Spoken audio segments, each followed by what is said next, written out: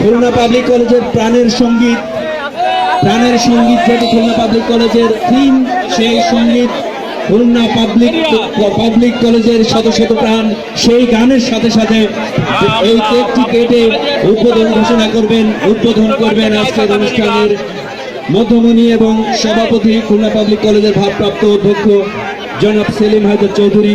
আপনারা এই ইতিহাসের সাক্ষী হয়ে রইলেন।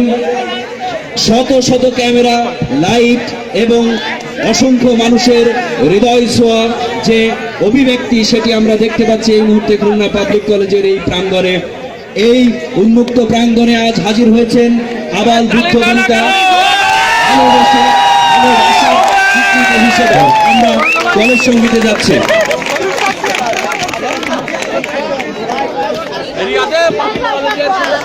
শুরু হচ্ছে ঐতিহ্যবাহী কলেজ সঙ্গীত।